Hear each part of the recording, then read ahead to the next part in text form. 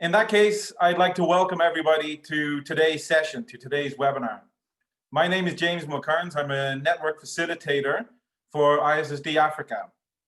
Now, today we're going to be talking about the topic that has, I suppose, dominated our lives, our work, and the news in general for 2020. And in particular, we're going to be looking at how the different responses that we've seen governments and other stakeholders take in the seed sector, what they've highlighted in terms of what structural reform is both opportune but really necessary. And we have a very nice panel of speakers to present different experiences, and we'll round off with a very engaging panel discussion as well.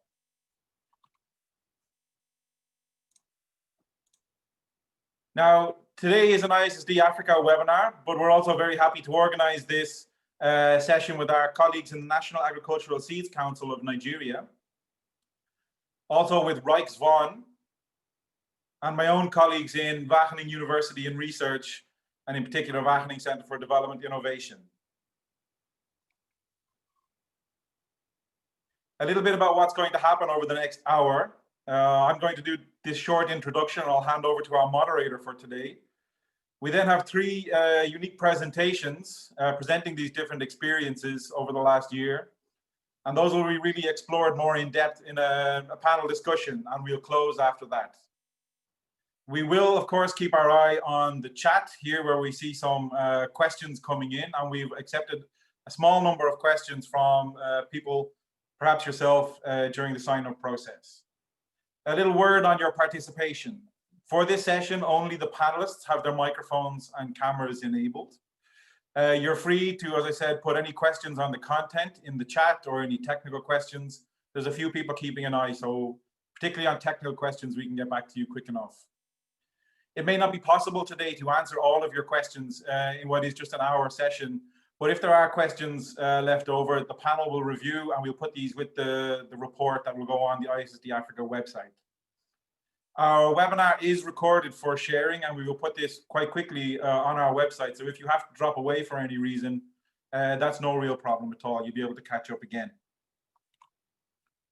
I'd like to quickly just introduce the ISSD Africa community of practice for those of you who might not already be familiar.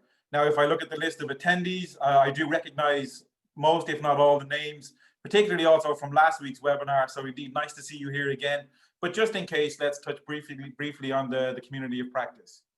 This is the third phase of ISSD Africa, and we will run for 3 years in at least 12 countries where action research will take place. Now, our activities revolve really around diverse forms of action research, and the real goal is to address complex African seed sector challenges at really a continental level. Now, to do this, we have diverse and complementary sources of funding. We have shared leadership, privileges, and responsibilities, as well as decision-making. And we really want this to be a true community of practice, giving visibility and space for all of our community members and partners. And to do this, we've developed a real engaging structure for co-creation, joint experimentation, and to really promote, stimulate, and enable worthwhile in-depth exchange. With ISSD Africa, we're really looking at what works, under what conditions, and how to scale suitable innovations. And we give due attention to support the embedding of these innovations with governments, programs, and initiatives. Our community is built around 8 distinct topics, and you see these here. And you also see the partners that really take a leading role in facilitating the action research, the dialogue across the community. I'd like to now introduce Gareth Borman. Now, Gareth is an ISSD Africa topic lead for topic 5, or creating demand for quality seed. And Gareth's also my colleague here at Wageningen Center for Development Innovation. Gareth is going to take us through the presentations and the panel discussion. So with that, Gareth, a reminder to just unmute yourself. You're very welcome. Nice to have you here. And over to you. Great, thank you, James. I hope everyone can hear me loud and clear. Just James, maybe acknowledge that. Great. Yes, coming through well. Right. Okay, welcome everyone and hello. Thank you very much for joining our webinar today. I anticipate that it's going to be a very interesting seminar as well. It's on COVID-19 and the opportunities for seed sector reform. And whilst, without repeating what James has said, COVID-19 has certainly preoccupied much of our time and energy these days, it forms the backdrop to today's discussion. We're not here to talk about the pandemic and its impacts in isolation. What our speakers will share, and I will introduce the three of them in a minute, is how an event like the pandemic really amplifies existing problems in the seed sector and prompts some serious consideration about how to build back the seed sector stronger, perhaps stronger than it was before. So it's with that view of the future in mind that I ask you to go into these presentations. Please hold on to that and hold on to it for the discussion. So with me are three very knowledgeable panelists from different, let's say, sectors in society as well. Walter de Boef is a senior advisor, seed systems with a Knowledge Institute, Wageningen Center for Development Innovation, which is a part of Wageningen University and Research. Walter will kick us off in a minute, and he will be followed by Follorin Okilola, who is Senior Technical Advisor to the Director General of the National Agricultural Seeds Council, a public agency of the Federal Ministry of Agriculture and Rural Development in Nigeria. Following Follorin's presentation, we have one from the international private sector. With us is Marcus Burnett, who is Area Manager for Commercial Activities in East and Southern African countries for Rijkswaan, which is one of the world's leading vegetable breeding companies. So Walter, Follorin, and Marcus, thank you very much for being with us today. Thank you for sharing your experiences of recent and for forming our panel for the discussion. So I guess without any further delay, let me invite you, Walter, to set the scene by telling us about your assessment of the impact of COVID-19 on the seed sector. Okay, good day, everybody. Thank you, Garrett. So I'll have a short briefing on the work that colleagues of me at CDI, but also our partners in several countries have been doing. Next slide. I want to take you all back where you were in March, April, when basically the pandemic started to emerge, or news of the pandemic would be coming to Africa also started to cool. But what did you think about the work that you're doing, the roles that you perform in the seed sector? And where did you get nervous or anxiety come? We in Wageningen work with many partners in different countries, and we start to get nervous also. Say what is going to be the consequence of a lockdown? In some countries like Uganda, very serious, others more gradually becoming more tough. Also the population starting to responding to the emergence of the new dynamic, changing their behaviors, moving home, or starting to be reluctant to go to work. So if we talk about the pandemic, it's not just the pandemic itself impacting the seed sector. We have to think how governments responded with the lockdown, how population and companies responded with social distancing. And then what is the implication on our basically year or season to season? This is the seed sector is not day by day, it's season by season activities. So lots of uncertainty. And in Wageningen, we have the fortunate position to be present in long-term programs at the continent, in Ethiopia, in Uganda, and we are exploring partnerships at the moment in Nigeria. So we sat down with our partners and said, what's happening? Where are you in your season? Can farmers still access seed? Can traders and seed companies get their seed to farmers? Or seed producers, can they access their early generation seed, their inputs? Can laborers come to the farm to process the seed?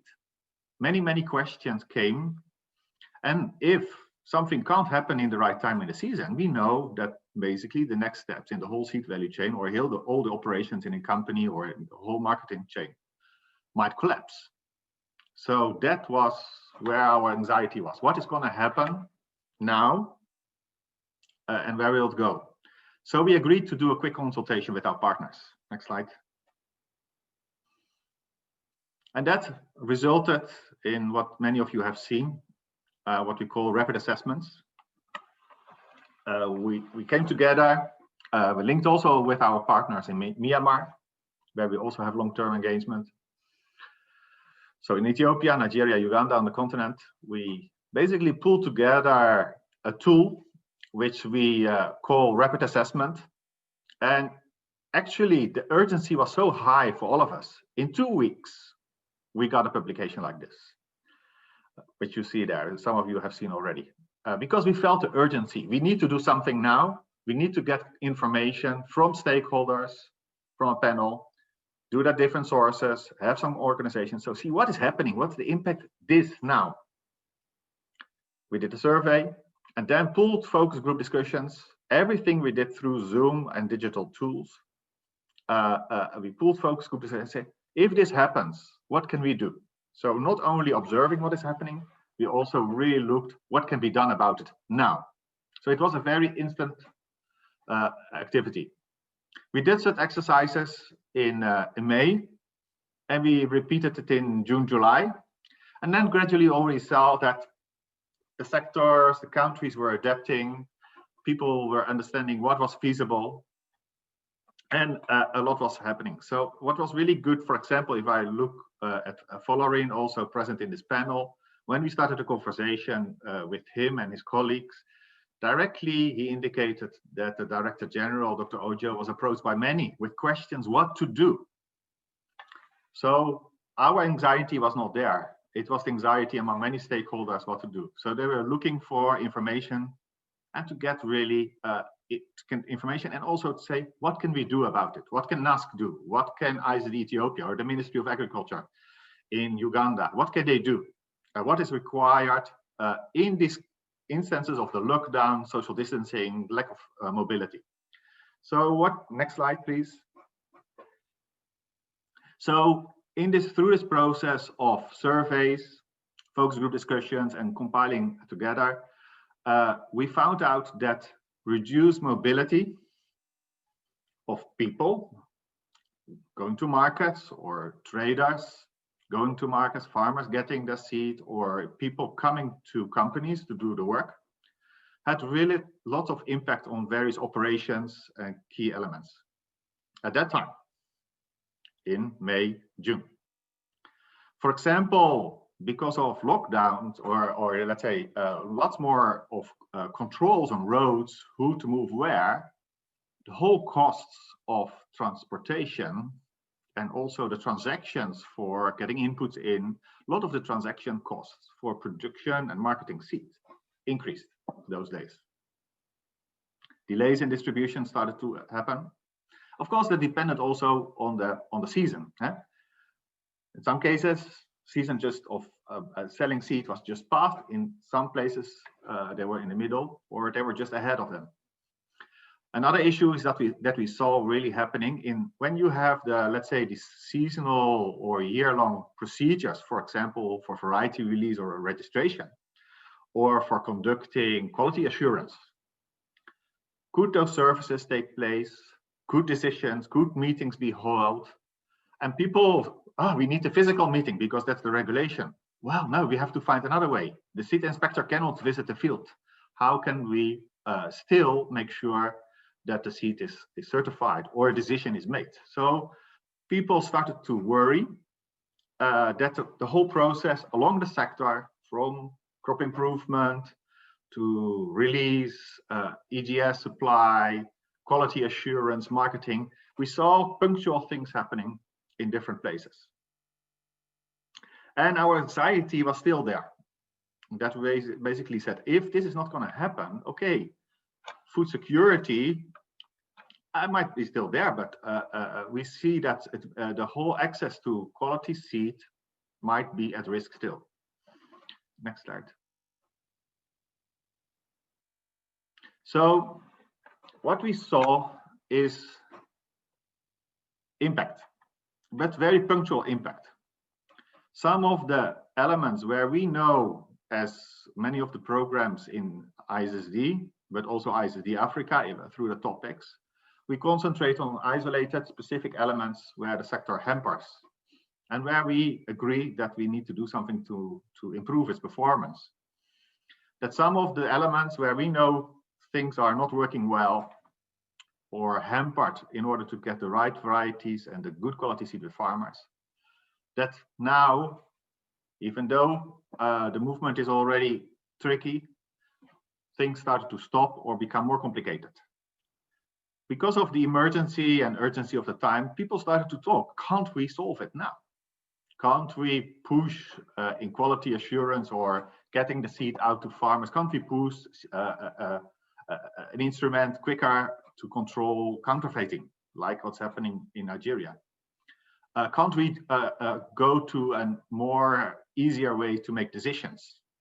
So in that way, we saw that the current times also provide us opportunities to pass some of the constraints that we know, and actually we are a little bit lazy sometimes, or we stick to the current positions because who's going to lead us forward?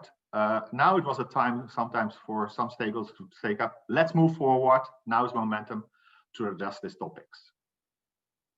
We started to realize already in June, July, also thankful to the most of the seasons in Africa, that actually seed production was not in jeopardy that much.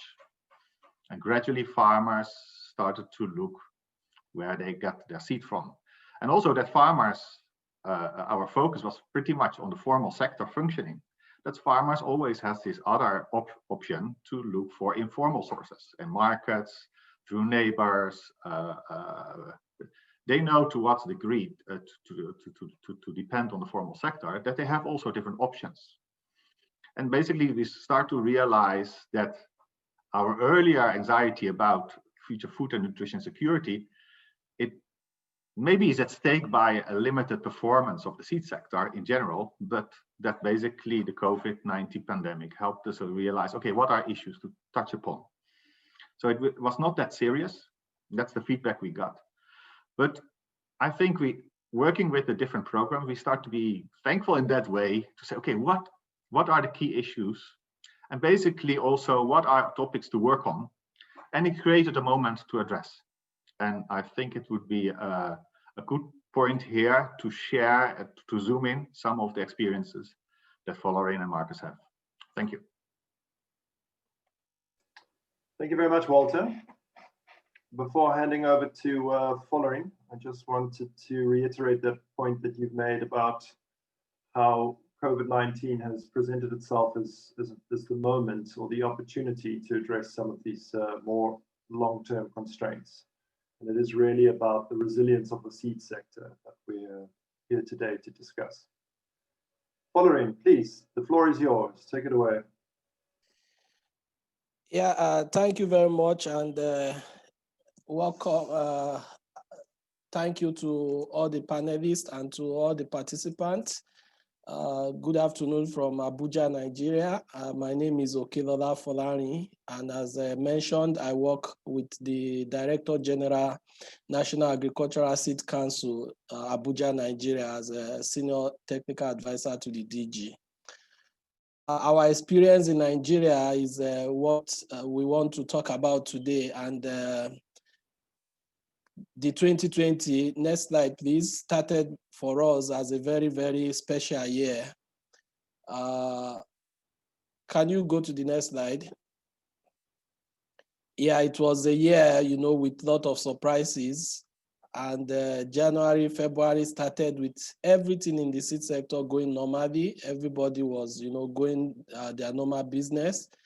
By March, we started hearing of the surge of COVID-19, and March, May, June, the government in Nigeria also took decisive steps and introduced, you know, government lockdown measures. And like presented by Walter, these had a huge impact on the seed sector. And it came out clear that at all levels, the importance of seed, you know, to the survival of the country.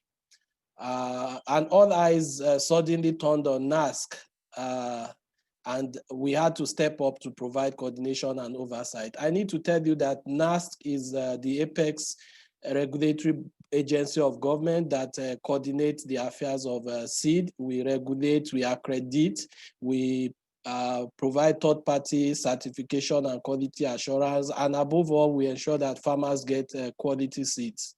So all of a sudden, all eyes were turned to NASC by everybody who wanted seed, or almost all the people dealing in agriculture, because the lockdown measures affected everybody. And we started receiving calls from everywhere for attention or for action in certain areas. And that was when the call also came in from water and the team for us to do, you know, a seed alert assessment. And we jumped at it because that was for us what we needed at that moment. We needed to act, we needed to get information, and that is what the seed alert did for us. The next slide.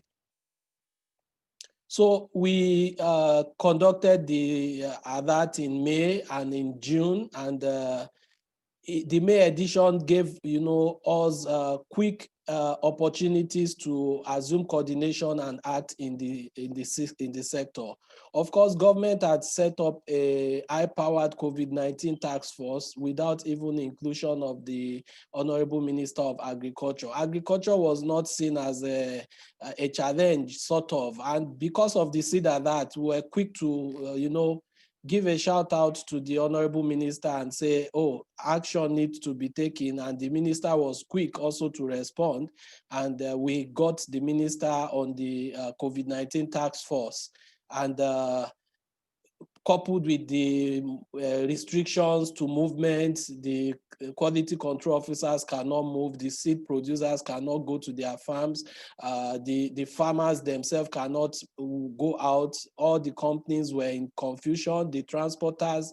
So the call came also, NASC, what are you doing? How do we move? But we said we are not even part of the military or the police, but it behoves on us then to reach out to the high authority in the police and the military, and we're able to get movement pass for seed industry stakeholders, including transporters of agri inputs.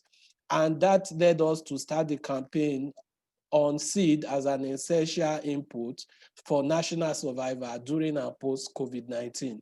So we started telling everybody that need to know at the state, at the federal, at the local government that seed is an essential commodity. It's not only the health workers, the police and other people that should be treated as essential folks, but everybody that has to do with seed, whether for crop or even for animals and other things that were not directly under the purview of NASC. So we were given more than our mandate, and we had to, you know, rise up to the challenge. We reached out to state government and had to write most of the governors to tell them, rather than give food that people will eat under an hour or two, give them also seeds that at their backyard they can grow, so that when COVID-19 disappears, there is food for us as a nation. Otherwise, if there is no food, if we consume all our reserves and we are not producing, then there will be problems post-COVID-19. And we are happy to inform that, yes, a lot of the governors also listened to us and took actions. Task forces were created at all levels. Even for quality control, we had to look, if our officers cannot go to the field, then let's deploy our technology, the seed codex, and the seed tracker. Let's use these technologies that we've been hesitating to roll out. This is the right time to roll them out, and this is the right time to use them to ensure that farmers get quality seed. So we rolled out the seed codex, which is an electronic authentication system where all seeds distributors, we have to affix the codex on the back of their bags, and farmers can scratch when they pick to get assurance that this is a good quality seed. The next slide, please. So this is a picture of the alert in May, and you could see some of the things that came out clear: mobility restriction, hampering access to market. We had to ensure that there were specialized market for seeds in some states so that people can go there on those designated days to get seeds. The quality assurance aspect, we wrote out the seed codex, the EGS, and even for variety release, we had to say, yes, we don't have to wait to meet. The variety release committee must meet now, and we must meet virtually. And that was what happened in Nigeria. The meeting of the variety release committee was done virtually, and a lot of discussion. We had to set up task force at all states to discuss pricing and everything to ensure that, you know, this does not affect production. And I'm happy that even now, as the COVID-19 is easing, we have a better story to tell in Nigeria. We have produced even in the midst of the COVID. Next slide, please. So that is just the story from our end, and it's a big experience. We appreciate the lessons we have learned, and we would do more even in future when we are faced with such challenges. Thank you very much. Thank you very much, Following, for sharing these experiences from Nigeria, and in particular the importance of having an apex body in the seed sector to really take the role of coordinating interventions and really to step up to that much needed leadership. I'd now like to hand over to Marcus for our third and final presentation. Thank you, Gareth. Yes, I'm just going to share some experiences in some countries in East Africa around what I experienced in the last year or so. If you can move to the first slide, please. So first of all, something about Rexwan. I think it's good to know why we're in this webinar. So Rexwan is a family-owned vegetable breeding company from the Netherlands. And our job is to develop new varieties of vegetables and then to market the seeds of those varieties. We're number 4 in the world amongst vegetable seed companies. So really a global player. And we're active in more than 100 countries. Now, many people will know us as the perhaps preferred seed supplier to the high-tech or the high-end or the professional grower, however you want to phrase it. But we're also very active in several countries in sub-Saharan Africa and with a dedicated assortment, and not only for the larger commercial growers, but for growers in the entire spectrum, from open field, low and medium tech, perhaps anybody that's pursuing a more intensive production techniques or wanting to improve their production. And that's irrespective of their size or scale. What's important to know about Rexwan is that we produce seed all over the world, but then all the testing, the treatment, the quality control, it all happens in the Netherlands. The seed comes back to the Netherlands, and then it's distributed from there to the country where it's eventually planted. So on the one hand, you can see us as part of a global vegetable seed supply chain, but we actually have our own internal global vegetable supply chain because we have more than 1,000 commercial varieties. We produce in many, many countries. And the country of origin for a particular variety can change from year to year. So it means that we have our own complexities in terms of the supply chain.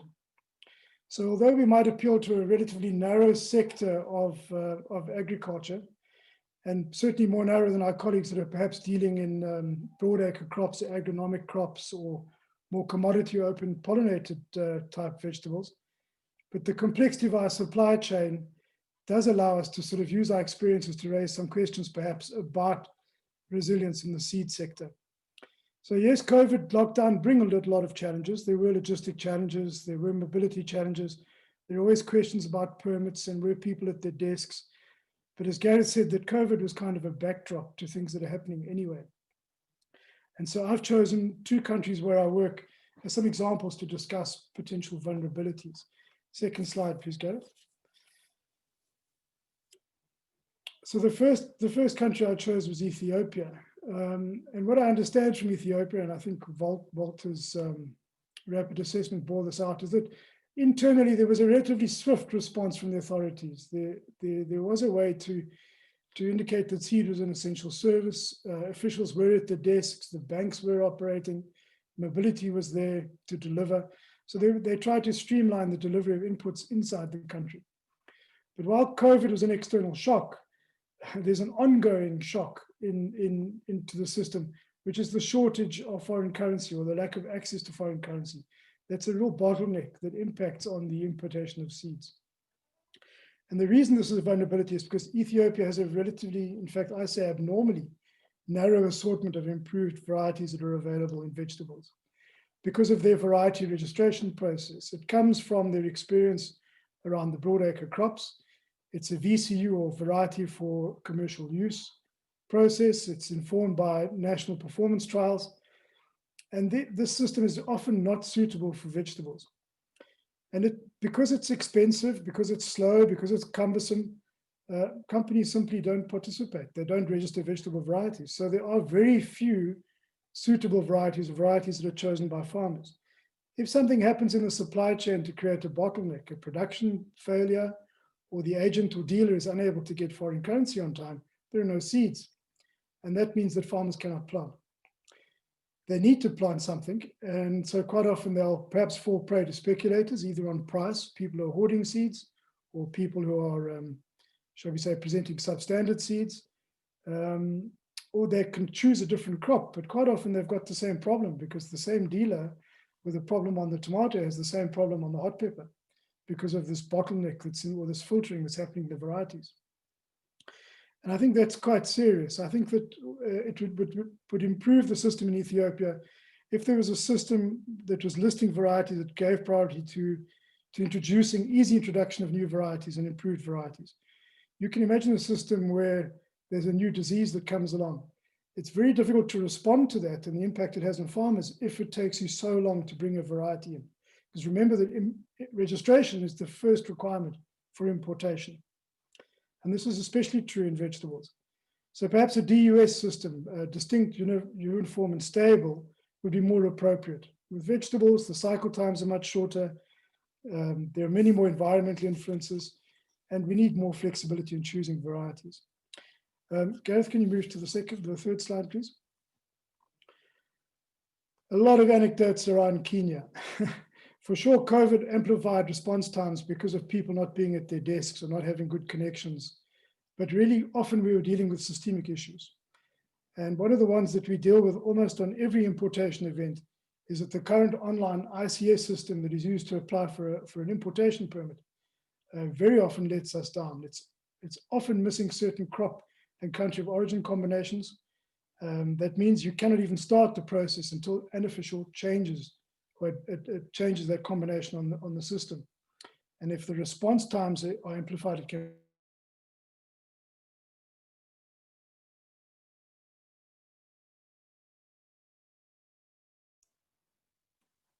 Well, we appear to have lost Marcus mid-sentence. That's quite unfortunate. I do know that recently Marcus has been having some difficulties with his connections. Well, we're sort of in uncharted territory here, despite our best preparations. What I would suggest is, if I continue my elongated sentence like this and Marcus doesn't return, that we move immediately to panel discussion. Gareth, I know you have a couple of questions already that you want to ask. Before we do, perhaps I have discussed also the slides with Marcus, so I can try to finish his sentence. Yeah, please go ahead. And if Marcus rejoins, then he can take over. Perfect. So Marcus, I'm literally going to be reading verbatim what's on the slides, but with a little bit of background information to it as well. Marcus has also informed us that in the middle of lockdown and the crisis, there was some overlap in mandate between the Kenyan Board of the Bureau of Standards and CAFES, the Plant Health Inspectorate, which also led to some disagreement on what the actual standards for quality are. In addition, there's the revenue agency has been imposing 25% duty on vegetable seeds, even though they are marked as duty-free in the East African community. And this had to do with the fact of the seeds being labeled incorrectly as spices, or the crops being introduced as spices and not as vegetables, because of this issue with the ICS system and the inaccuracies in the crop and the country of origin combinations. So indeed, just a number of very practical challenges that Rijkswaan has found himself dealing with on a day-to-day basis for getting their product into the country. Can you go to the next slide? So what Marcus mentioned was that because of a lag in response from officials to resolve these issues, and perhaps the fact that these issues are recurring and persistent might call for real leadership in the sector in terms of a coordinating agency that is dedicated to the seed sector, dedicated to addressing these challenges and for advancing it strategically. Some positive reflections he shares. I know that Duncan is with us today from STAC, which is the Seed Trade Association of Kenya, and Marcus has discussed with him and got reflections that some of these issues have been dealt with the intervention of STAC, including resolving this overlap between the Bureau of Standards and CAFIS. Great, Gareth. Gareth, I'd just like to interrupt. Thank you very much for stepping in, but we'll hand back to your countryman who's thankfully been able to rejoin us. Marcus, can you hear us again? I'm with you again. Great. Unfortunately, Gareth was able to step in, and from my ear, you sound very similar, so there was no harm done. We're very happy to have you back. Thank you. I'm on a mobile connection after a power failure in the middle of the meeting. Is it worthwhile to go backwards? I think. Marcus, perhaps, sorry, I don't think I could have done your slides justice. So perhaps you can just mention to us your rationale behind the coordinating agency. Yeah, that's okay. I was outlining some of the challenges that were there. And I think why this, as an outsider, why I see it as an issue around needing coordination. I think there are several agencies, directorates, ministries that are role players in the supply chain where we operate. And often they've got policies and programs and regulations and they implement them. But for me as an outsider, they don't seem to have any coordination. They very often seem to happen in a vacuum. And I think there can be unintended consequences down the way, as we saw with KEBS and CAFIS, where there was that overlap in who had primacy in terms of regulating that trade. And that just brings paralysis into the system. And that really does create some vulnerability. So, you know, having listened to what I heard about NASC, I was wondering if perhaps that's a way forward for Kenya, is to somehow have some better coordination to promote the sector and be able to prioritize the responses and the challenges that we face. I heard you as I came on, Gareth, you were just mentioning that STAC is there. STAC has been very active and has been, I think, did try to step up to the leadership role during the pandemic, acting as a private sector lobby, and they were able to resolve the KEBS issue. And Duncan has also informed me about the upgrade to the online system, which is going to happen in a matter of weeks, which is all the way through from, you know, crop inspection certifications, which is very relevant for the broadacre crops, which are produced and traded in the region. So with a small interregnum, that is what I wanted to suggest. If I can just close, sorry, Gareth, the reason why I chose these two countries is I think we have Ethiopia as an example where introducing a new variety is a challenge. And we have a company in Kenya where introducing a variety is very easy, but the importation and the managing of the system is a challenge. There are two different extremes there. Thank you, Gareth. Wonderful. Thank you very much, Marcus, and thanks for getting back to us. Happy to have you with us. Thank you all for your presentations. I think they're very thought-provoking. And so on that note, let's move to the panel discussion. We have some pre-prepared questions. Thank you to those of you participants who submitted their questions online, and also to those of you who have, to Amsalu, who has posted his question now during the chat. We will try to address all of your questions, but as James already mentioned, because of time limitations, we might not be able to attend to all of your interests. Let me start with a first question for Walter. Walter, So to what extent is COVID-19 just an eventuality for which you cannot prepare? Or are the problems we're seeing here really symptomatic of deeper underlying causes? I think in the presentation, and also how, for example, Marcus put it, and even how Following put it, as stepping up leadership, we are dealing with a seed sector that is in Africa that is in its process of development. So when eventually like the COVID-19 pandemic with lockdown, or locust, or earlier Ebola, or civil unrest in a country, or another climate-based hazard comes. These are things that are going to happen anyhow.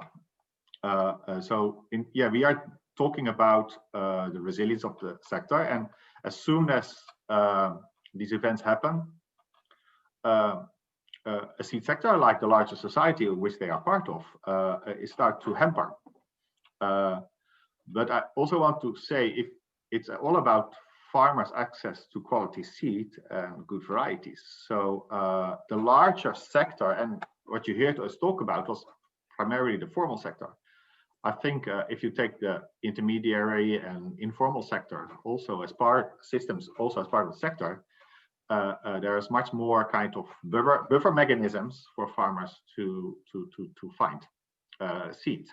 Not always of the better varieties, but they are there.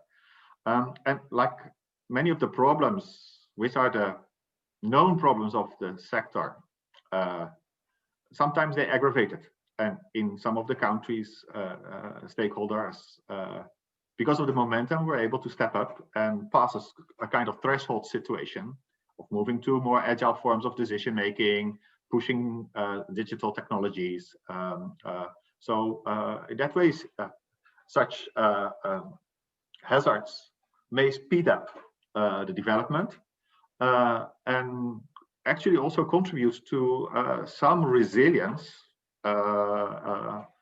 like actually the case in Nigeria shows that the sector steps up and talks with authorities to respond with other level of government and stakeholders to how to cope with it. So I think that's it. Great, thank you, Walter. And Marcus, you seem to share that opinion. You've mentioned that vegetable seed industry is a different business to many of the field crops, to which a lot of these regulations respond. I believe these regulations are also, they have their logic, they have their value. But what would you say the opportunity cost is to the vegetable seeds industry that these regulations do not adequately take into account your nature of business? Yeah, opportunity cost. Yeah, I think the first point is that yes, vegetable seed industry is very different to the, should we say, the staple or broadacre or agronomic crops. As I've mentioned, many more varieties, many different varietal influences or reactions to climate, and also sometimes market demands. You know, the ability to have different colored capsicums means you can approach a different market. But I think one of the big differences is that in the improved vegetable world, particularly in sub-Saharan Africa, those seeds are imported. There isn't really a big sector to produce and promote and develop, and there probably never will be because of the costs behind in the research. And that's very different to maize and the sort of staple and the fruit crops, where a lot of those varieties are developed and produced and traded inside the region. And what I've certainly seen is that almost all of the regulations that I come in contact with, and some of the harmonization that's taking place around the different economic groups, is focused on that sector. They don't actually stop to recognize how to promote vegetables. So opportunity cost, I think farmers lose opportunities. I think farmers are somehow kept away is perhaps a bit of a hard way to put it, but they're not exposed to new varieties, to new opportunities, to new ways of doing their business. And not only that, I think that for some countries, there's also a danger, because when when the seeds are not available locally because of some kind of artificial barrier, farmers are, if you want to speak about resilience, farmers are resilient and they find a way to get them. They've got the internet, they know how to arrive anywhere in the world. And so seeds start arriving in informal ways. And that creates a lot of issues around counterfeiting, but also a lot of phytosanitary risks. And that's actually what we're trying to, as a formal seed sector, trying to avoid. So opportunity cost, yeah, that could be a big cost to an agricultural sector when something like that creeps in. You know, a disease creeps in at the back door because of an artificial barrier somewhere else. Right, thank you, Marcus. You look with perhaps some awe at the presentation of Following in Nigeria and the experience of NASC in really stepping up to that need at the time to coordinate activities in the seed sector. NASC is a regulatory agency. You have STAC in Kenya, which is a seed trade association. You have CDAN in Nigeria, which is another seed trade association. So I ask Following perhaps, and the other two of you feel free to step in, who is the best placed organization to play this role? Well, perhaps I could start. I mean, I think that the real difference, of course, is that STAC or CDAN are private sector bodies. They're lobby bodies. They're there to be the voice of the industry towards the regulator. So yes, they have to, when they see concerns, they have to raise them and try and address them. But in a way, they're reactive. In a way, they're an intervention to a situation that's been developed. So I think that really is the difference between, you know, a regulator and a private sector lobby organization like STAC.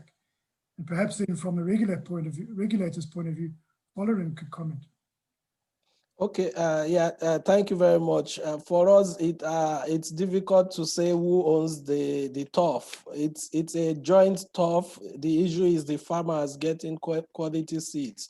So there are things as a public agency, as a regulator, we may not be able to advocate, but you know, with the voice of the private sector, government will better listen to it. So what we need is both associations or organizations to be strong enough for the good of the industry. So I would preach for a better regulatory agency and a better private sector agency like CDAN and STAC, and, you know, collaboration between the two, seamless collaboration, synergy, you know, and pushing together all to ensure that farmers get quality seed. I think that is what we are aiming at. I see a question posed by a panelist about the fact that the measures we put in place in the NASC, were they more of an ad hoc measures that post-COVID-19, the system will return to normal? I would say no. These were permanent measures. These were measures that we have also pre-planned, and there are things that we put in place that will continue to survive post-COVID-19. We've build new relationships with sister agencies of government that are not even in agriculture. We hope to maintain that. We've introduced the Codex, which is a permanent way we want to go now. We have the seed tracker, which is our electronic portal for coordinating seed issues. So all the things that we deploy were things that you know, we've had in the plan, and we want to maintain them. Like it has been said, the challenges were not just brought by COVID, they've been there. It's only how have we responded to them. And COVID has taught us we need to respond faster and, you know, more objectively. And I think that is what we have done. So I think that is all I have to say. Great, thank you very much, Following. So I think also just to interpret a bit between the lines of Helene's question, can we safely assume that NASC will be the de facto leadership body in the seed sector in Nigeria for time to come?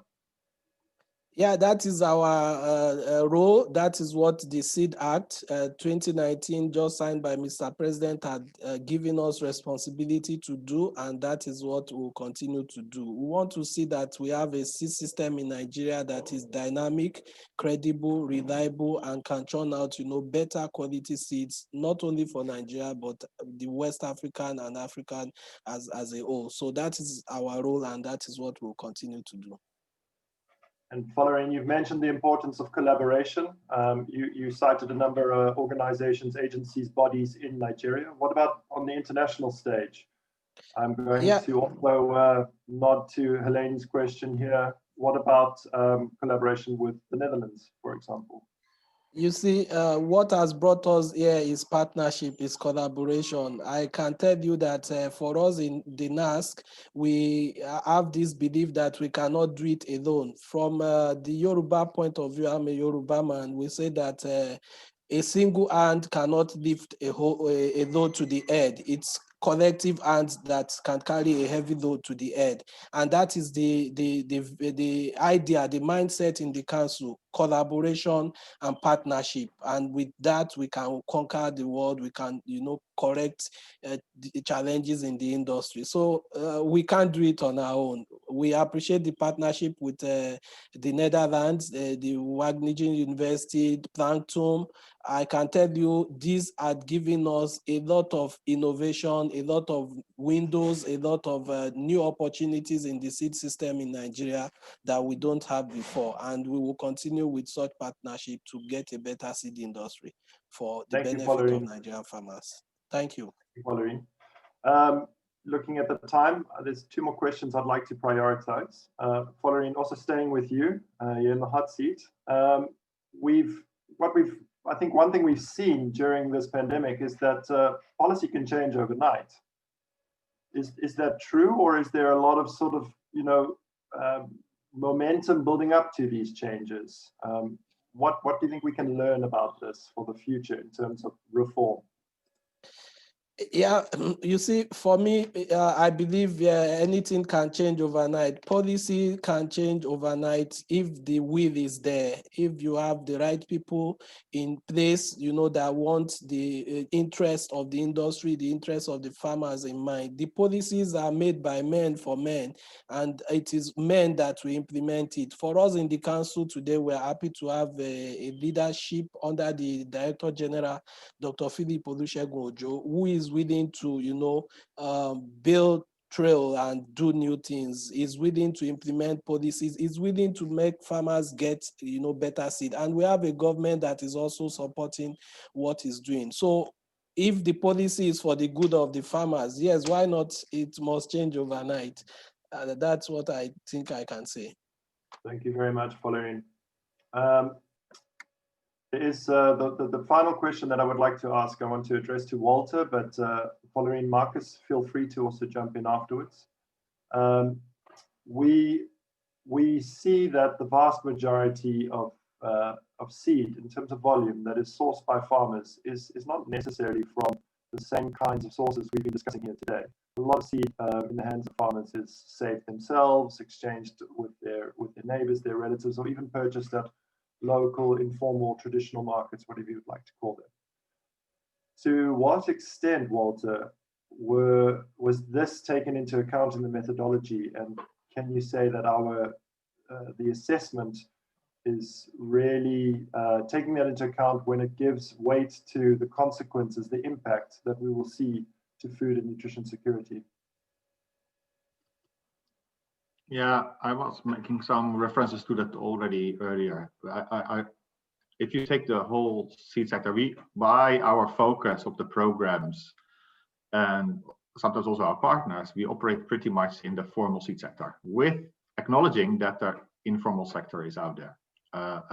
In the very short period of time, we looked at the functions for vegetable seed imports, production of hybrid maize, marketing maize to others. But we know also that farmers have many other options. We have to be true. We are truthful to what ISSD stands for, is about pluralism, and that farmers source their seeds in different ways.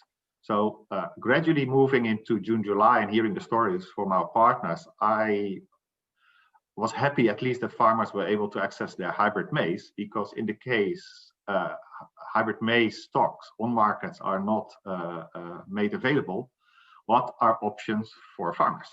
So in West Africa, farmers still use a lot of OPV maize varieties, but in East Africa, that's a different story. It is not something that Marcus would like to hear, but of course, there's always, they can go back to old previous year vegetable seeds. So there is a lot of resilience and in farmers' behaviors in the seed sector, I would say, especially in the informal sector. And I think also the work of the people from seedsystems.org with Louise Perling and her colleagues, who just published a paper on this. There's a lot of resilience in there. That in informal sector a lot is there, and how farmers respond to it. I get nervous. I get nervous about the quality of the seed, but more nervous about farmers getting access to new varieties. So if really the sector halters, like in release, in import, the newer varieties don't go through the formal system into the larger sector, in which farmers also may, if they are not hybrid seeds, may continue it. So in that way, in the end, I got really worried that where is my worry with the crisis is basically in some places you may see a slowdown in farmers getting the benefits of plant breeding, whether it's private or public, in CGIAR institutes or in private companies, that there might be some slowdown here. The resilience of the seed sector with its formal, informal, other seed systems, I think this year also, because the tough period was a couple of months with the lockdowns, I think they have been able to cover it. And also with the seasons, I think in Africa, we were quite lucky. Yeah. Thank you, Walter. Okay, I'm going to have to close the panel discussion now. We want to finish promptly on time. Thank you very much, the three of you. Thank you for joining us. Thank you for sharing your experiences, and thank you for the really interesting discussion. A number of questions have been raised in the chat, and we will do our best to respond to these also in a post-webinar report. On that, let me thank you all participants for participating today and hand back over to James. Thanks very much, Gareth. And indeed, thanks to Walter, Fowler, and Marcus. It was really interesting presentations. And a pity that we don't have an elongated session under which we can really go more into what is a very interesting and very important topic to discuss. I'd also like to thank the few questions and comments we saw in the chat. And as Gareth said, you can expect, if your question wasn't answered, you can expect to find the answer coming shortly with the report and video on the ISSD Africa website. Well, that brings us really to an end to today's session. What remains is for me to encourage those of you who are still left with us to stay in touch with ISSD Africa. I've mentioned the website a few times. You'll find there also a registration for our newsletter, which we want to send increasingly often in 2021. And please link with us on Twitter. Twitter is becoming an increasingly valuable channel and outlet that we can all stay in touch with each other's work, what we're bringing out and what we're doing. And it seems rather unfortunately, I guess, that we're going to be having many more webinars rather than conferences and get-togethers, at least in the first half of 2021. So please do stay in touch. We are already at the early stages of planning some very interesting webinars and other types of sessions for early parts of 2021. With that, I'd again like to thank our contributors for today and to all of you for being in attendance. You can check back on the website in just a few days and you'll see the recording and any other information there. Thank you very much to everybody. I wish everybody a pleasant morning, afternoon, or evening, depending where you're calling in from. Bye-bye for now. Thank you. Goodbye. Thank you. Bye-bye.